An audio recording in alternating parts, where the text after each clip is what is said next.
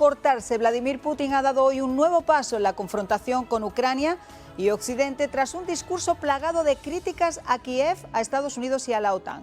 El jefe del Kremlin ha firmado un decreto de reconocimiento de independencia de las regiones separatistas del este de Ucrania, de las dos regiones separatistas, acompañado de un decreto de amistad y reconocimiento mutuo. Y ha enviado al ejército a estas zonas para realizar funciones de mantenimiento de la paz.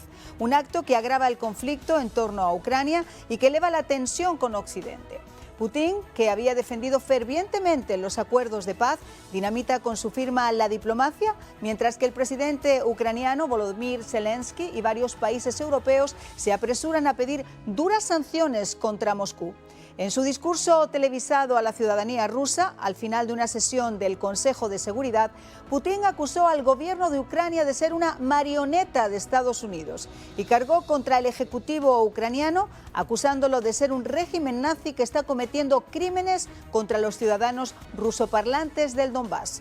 Este reconocimiento puede derivar en un conflicto militar entre Rusia y Ucrania, ya que abre las puertas para que Putin legitime ante su población la introducción de sus tropas en esas dos ciudades de la región oriental de Ucrania con el pretexto de defender a los ciudadanos prorrusos. Los últimos 3 meses han sido totalmente frenéticos para la diplomacia internacional. Sin embargo, el diálogo se mantiene sin resultado alguno. Esa famosa cumbre que anunció Macron entre Biden y Putin, al final fue un jarro de agua fría después de que el Kremlin cerrara de un portazo ese encuentro. La cuerda se está tensando y nadie bastante crítica la que se está viviendo en estos momentos, si tenemos con nosotros a dos especialistas en el tema que nos van a ayudar a entender un poco más. Manolo González Moscote, analista político internacional, corresponsal de varios medios en Moscú. Muchísimas gracias por acompañarnos. Gracias. Y también está Octavio Pérez, teniente coronel retirado de las Fuerzas Armadas de los Estados Unidos. Muchísimas gracias. Gracias por la coronel. invitación, María. A ver, comenzamos entonces desde el punto de vista de lo que tenemos hasta el momento. Macron anuncia bombo y platillo que va a haber una reunión Biden-Putin y el Kremlin dice esto es demasiado prematuro, no va a haber reunión. Por lo tanto, la diplomacia no funciona. Las tropas que iban a estar en Bielorrusia y se iban a retirar ayer domingo, hay un anuncio de que se van a quedar indefinidamente. Y por último, estas dos ciudades independentistas de dentro de Ucrania, del este de Ucrania, reciben por parte del Kremlin el visto bueno para que sean realmente parte de la Unión Soviética. ¿Cómo podemos tomar todo esto? Bueno, hay que poner todo en contexto, todo esto. Esta historia viene a partir de los mismos acuerdos de Minsk. En los acuerdos de Minsk del 2015 se establecía que estas dos provincias tendrían una autonomía. Esa autonomía es la que viene peleando y discutiendo Putin, que se le dé esa autonomía, pero lo que me he venido diciendo, esa autonomía llevaría finalmente a que ellos pedirían la autodeterminación de los pueblos, claro, y terminaban anexándose legal, oficialmente y bajo todos los parámetros mundiales a Rusia. ¿Qué ha hecho Putin hoy? Ha reconocido estas repúblicas y lo que se sabe es que ha ordenado la entrada de las tropas a esas provincias y prácticamente con esto que hace Putin, rodea para evitar que Zelensky haga cualquier maniobra para tomar o quedarse con estas provincias. Con eso Putin protege y le pone toda una capa protectora a esta zona. Ahora, Octavio, hemos tenido mucha desinformación en todo esto. Primero, lo que yo decía que venía siendo como la fiesta la fiesta del corcho, ¿no? La fiesta del corcho, que vamos a descorchar el corcho, el corcho, el corcho. Nos anunciaron que iba a haber una intervención armada hace 2 semanas, después el miércoles pasado, después en la clausura de los Juegos de Beijing. Esa invasión por el momento no se ha producido. Y hay desinformación también por parte del gobierno ruso, obviamente con intenciones, según dice Kiev, de poder justificar una invasión. Se habla de 5 soldados ucranianos que han sido abatidos en territorio ruso, pero a día de hoy lo cierto es que el ejército ruso no ha disparado por el momento ni un tiro, han sido los separatistas y el ejército ucraniano. ¿Estoy en lo correcto? Claro, y una cosa que hay que distinguir, así como tú estás haciendo la distinción entre el problema en esa área del Donbass, donde por 8 años se han disparado tiros, cada día hay un muerto, una guerra de trincheras muy equivalente a la Primera Guerra Mundial, que ese es el verdadero conflicto que ha habido. No ha habido intercambio entre los rusos y Ucrania. Ahora, tú hablas de desinformación. Para mí me da pena, como oficial militar, que te digo que he estado en crisis en el año 80 en Corea, donde por primera vez el ejército coreano del norte llevó a su frontera todas sus fuerzas armadas y no se sabía si esta iba a ser el fin. Esta iba a ser la próxima guerra de Corea. Los rusos han hecho eso. La Unión Soviética lo hacía constantemente en el estrecho de Fulda, en Alemania, que llevaba 20, 30 divisiones activadas desde Polonia en Radio Listening Silence. Quiere decir que nadie habla y por 30 y pico de horas los sistemas de activación de defensa de la OTAN en los Estados Unidos, los radares, los satélites, los AWACS, estaban viendo esta movilización de 6.000 tanques hacia la frontera. Entonces, eso se está reportando porque obviamente todavía están desplazadas todas estas unidades militares. Ahora, al tú decir lo que dijiste, que no se habían desplegado la gente de Bielorrusia, da más poder que si es inminente. Entonces, eso es un análisis militar. Claro, y es inminente porque estamos hablando de que el 75% de las tropas rusas se encuentran en estos momentos rodeando Ucrania. O sea, eso no es ningún chiste. O sea, hay una intención clara porque además eso le cuesta mucho dinero a Putin, muchísimo dinero. Pero lo está pagando. Esta crisis hace 40 días, el barril de petróleo subió $11. Ellos exportan 400 millones de barriles al día. Entonces, multiplica eso. Claro, es que aquí hay una cosa muy clara, mira. Esto es un tiro en el pie, esto es harakiri para Putin si hace la invasión como todo el mundo se lo está planteando. Claro. Es que esto es un imposible para Putin hacerlo. Él está presionando, él está poniendo el pie en el acelerador a fondo porque él ya sabe cómo hacerlo. Dijo, no lo hemos logrado diplomáticamente que se le dé la independencia a estas dos provincias, vamos a hacerlo de facto. Lo ha hecho de facto, ahora ponen las tropas todavía en expectativa y el jueves cuando se encuentren Blinken y Lavrov, ahí es donde se va a definir realmente qué condiciones y cuál va a ser el estatus legal de esa zona y cuáles son los acuerdos que traía Makarov en el bolsillo, que finalmente Putin va a tener que decir aceptamos o no aceptamos las condiciones. Ahora, Estados Unidos ya ha dicho que rechaza completamente la independencia de estas dos regiones y que van a imponer sanciones duras contra ellas. La pregunta del millón es, ¿qué tipo de sanción le puede afectar realmente a Duham y a Loham? Bueno, realmente Putin no es que esté muy seguro de este tipo de sanciones que se le podrían dar ahora con este movimiento que acaba de hacer. Él piensa es en las sanciones mayores, por eso no se lanza al ataque. Es que si él se ha debido lanzar al ataque, lo debió hacer hace mucho rato, cuando tenía prácticamente el terreno despejado para llegar hasta Kiev. En este momento él no está enfocado en esas pequeñas sanciones, porque serían pequeñas. Las sanciones grandes es sacarlo del sistema financiero internacional, es ahogarlo, y ahí es donde la misma población de él se le va a venir en la cabeza. Por supuesto. Porque no hay productos, porque no se está moviendo la banca mundial, los flujos de dinero que surgen desde Rusia. Y allí la preocupación mayor de Putin. Estas sanciones serán tibias. ¿Por qué tibias? Porque si de Europa salen sanciones fuertes y serias, él va a hacer cerrar el grifo. Y sobre todo porque y es lo que ellos no quieren. Porque sean ahora reconocidas su independencia, no dejan de ser una parte de Ucrania que no le afectan de la misma manera a Rusia. Ahora van a querer implementar entonces los acuerdos de Minsk. Ajá. Ahora sí se va a pensar seriamente en los acuerdos de Minsk. Ahora vamos a ver qué fue lo que dijo Putin, porque lo que no cabe duda es que él sigue en una posición de cruzada. Vamos a ver exactamente qué fue lo que dijo. La situación en Donbass se ha vuelto crítica y aguda nuevamente. Hoy me dirijo a ustedes directamente no solo para evaluar lo que está sucediendo, sino también para informarles sobre las decisiones tomadas, sobre posibles pasos adicionales en esta dirección. En este sentido, considero necesario tomar una decisión largamente esperada, reconocer de inmediato la independencia y la soberanía de la República Popular de Donetsk y la República Popular de Luhansk. Pido a la Asamblea Federal de la Federación Rusa que apoye esta decisión y luego ratificar el trabajo de amistad y asistencia mutua con ambas repúblicas. Estos dos documentos serán preparados y firmados a la mayor brevedad. Y no es tonto, esto es realmente peligroso porque eso justifica que entren las tropas esas de las que estamos hablando en esos dos territorios. Ya tendría dentro de la frontera de Ucrania sus tropas como ahí bien puestecitas. Y es otra ficha más en la baraja esta política para cuando haya una reunión. Mira, él está jugando con muchas cosas. Él sabe que se puede cerrar el grifo. Los europeos lo saben. El presidente Biden ha tenido dos fallos geopolíticos tremendos.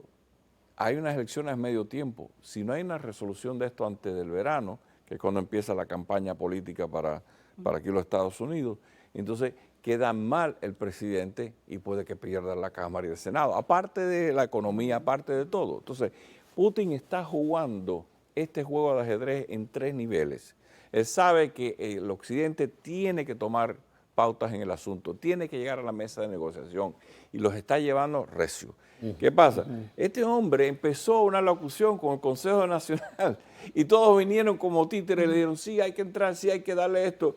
Hasta uno metió las patas, el ministro de Inteligencia metió las patas y él lo corrigió. No, yo no he tomado la decisión todavía, porque dijo, tenemos que darle reconocimiento. Y este individuo lo que está haciendo es posicionándose para la reunión con, ya el sea... jueves, la jueves, reunión que va a haber la el primera, jueves, después vendrá con... Y fíjate que él quiere hablar con Biden, él no quiere hablar con la Unión Europea. Vamos, ¿por qué la insistencia? ¿Cuál es realmente el peligro inminente de esa guerra? Porque la Casa Blanca insiste en que las tropas están esperando solamente la voz de ataque para poder entrar. Y dicen además que las labores de inteligencia están interceptando comunicaciones que se ven en la necesidad de hacer públicas. Pero la Unión Europea, por su parte, es mucho más cuidadosa y se mantienen un poco al bando todavía de ese recurso diplomático. Acuérdate eso que pasó la semana pasada con el servicio secreto inglés, que daban hora exacta, día y hasta los cohetes que iría sobre Minsk y todo aquello. Nada de eso ha pasado, lo que tú contabas, toda esta historia de los Juegos de Beijing y todo, no. Aquí hay algo muy claro y es que Putin se la juega de una manera muy sabia y es el juego de inteligencia, el juego de desinformación. Cuando tú le juegas al juego de desinformación, desde la Casa Blanca le responden de una manera para tratar de debilitarlo. Y es que ya va a invadir, es que ya quiere invadir, es que ya está ahí, ya dio la orden para invadir. Y dice Putin, ¿Pero eso si debilita realmente? Claro, eso descoloca a Putin. Un momentico, ¿y ellos de dónde sacan eso? Están comiéndose la historia de que les metí el servicio secreto y que ya vamos a atacar. Entonces esto como que hace que el resto de Europa y el resto del mundo miren a Putin y mal, no lo miren bien. Y esto desgasta a Putin porque lo están viendo como el terrible de la película. ¿Tú crees que solamente se ve así o después de toda esta guerra anunciada la situación también está cambiando un poco? ¿Cuál es tu opinión? Mira, primero, va a desgastar a Biden y ha desgastado a Boris Johnson. Hoy hay un anuncio en los Estados Unidos que se prepara en la banca norteamericana para ataques cibernéticos de los rusos. Que eso es posible todos los días del año, no ahora ni por la crisis. Sí, ya lo hemos visto. Eso ha pasado históricamente, pero hoy sale eso también coincidentemente después que le anuncia que va a darle sanciones. Entonces, esta baraja política se está jugando y se desprestigia el sistema de inteligencia norteamericano y se desprestigia el sistema que para mí está haciendo un análisis verídico de lo que ve. Ahora que los políticos estén usando ese análisis y primero los asesores diplomáticos, el señor Blinken lleva más de 20 años con el señor Biden y él ha estado trabajando en el Departamento de Estado, todo este tiempo, o sea que el individuo no es que no conozca para decir, el presidente no diga eso, usted cada vez que dice eso lo que hace es, le da una prórroga a él para hacer lo que quiera o no hacer nada. Y como te dije, cada día que pase son chichín, otros 400 millones de dólares que entran en la banca. Pero mientras tanto tenemos ya 2 regiones que eran ucranianas hasta el día de ayer, con todos sus separatistas y con todo lo que tú quieras, reconocidos ahora mismo por Rusia. Es decir, él no está dando tampoco patadas de ahogado. Lo que pasa es que, te repito, él quería la implementación de los acuerdos de Minsk, era para eso. O sea, él todo el tiempo está enfocado en quedarse en esos 2 territorios. Él lo ha tenido claro desde que armó toda esta historia. ¿Esos 2 territorios o el país completo? No, yo no diría el país completo. Lo que pasa es que él no quiere que el país completo también se le vaya de sus manos, porque era el granero de Rusia. Es el gran comprador de armas de Rusia, o sea, es un cliente que está perdiendo. Esa zona que están viendo ustedes en sus pantallas, arriba en la parte superior son las Lugansk, 2, exacto, Durham y Loham. Y el área roja es técnicamente las 2 provincias, pero en realidad son enclaves en las 2 provincias, no es la provincia entera.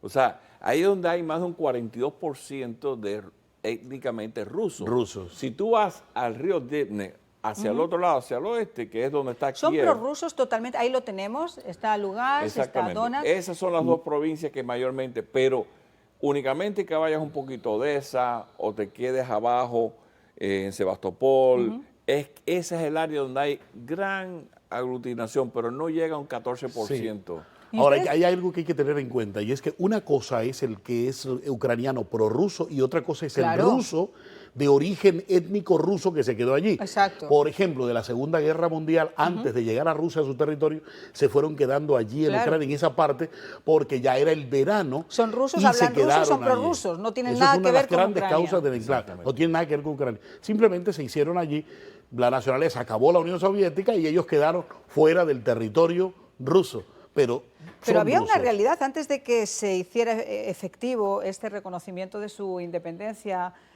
hace unas horas. Lo que sí es cierto es que este fin de semana ya había habido cerca de 61.000 desplazados, o sea, habían decidido que traspasara la frontera y que se quedaran en esas áreas fronterizas ya rusas, a casi 61.000 personas de allá. Ahora, hay otro problema bien grande y es que ahí está Chernóbil. Y tú sabes que Chernóbil es una bomba de tiempo todavía. Los reactores están allí en conservación, hay uno en conservación y los demás están averiados, pero ahí hay un problema. Se cree que Putin arrasaría con esto, eso es un imposible.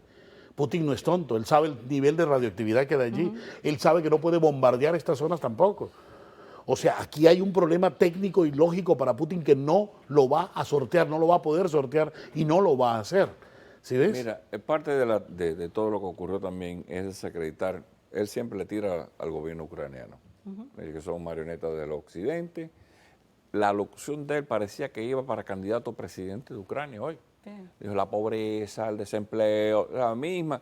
Y es verdad, Ucrania es un país pobre, con todas las riquezas naturales. No, el de terreno arable de que los tiene. países más pobres de Europa. Entonces, todas estas condiciones, y la corrupción ha estado rampante ahí, como está en Rusia, por Dios.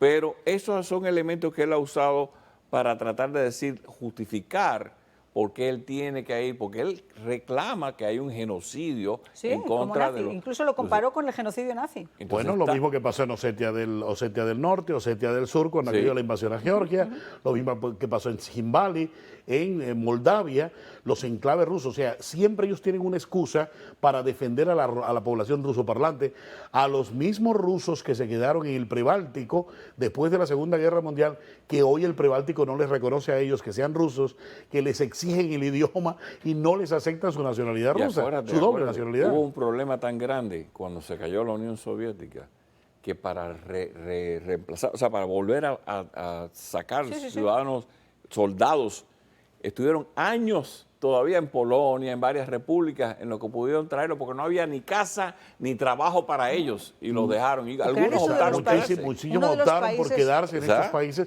porque acuérdate que la Unión Soviética tenía tropas dislocadas prácticamente en todos los países del bloque socialista.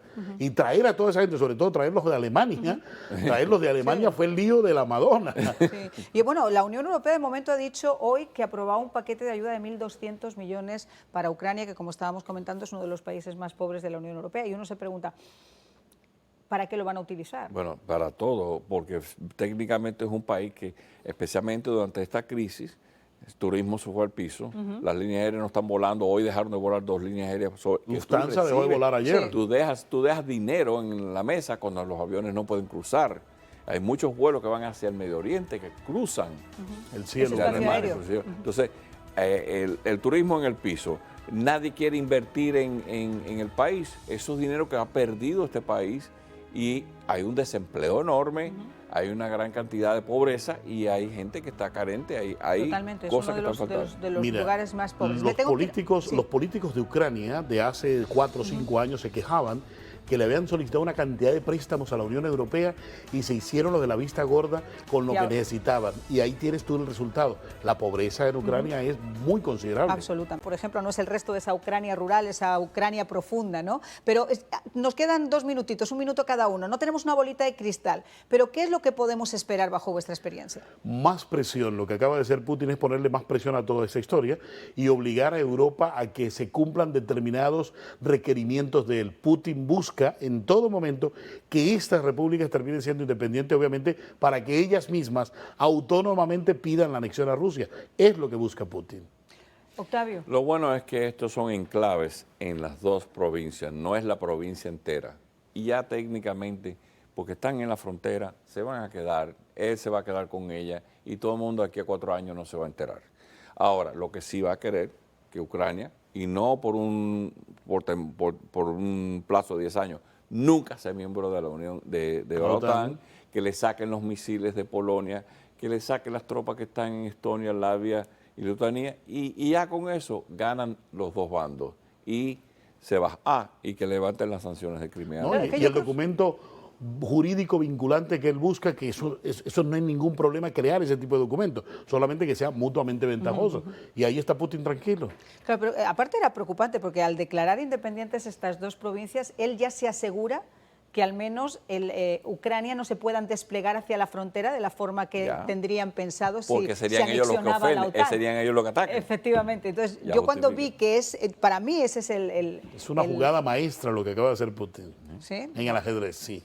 ¿Alguna otra cosa que quieran decir antes de acabar el programa? No, como te digo, el Nord Stream 2 es lo más importante. ¿Okay? Por eso Alemania está preocupada hoy. Scholz está preocupado, ¿eh? Al fin y al cabo, it's the money stupid, it's the economy stupid. Y eso Vamos siempre a va ver ser. entonces qué es lo que va a pasar en esta próxima reunión del jueves entre los ministros rusos, entre el secretario de Estado ruso y el secretario de Estado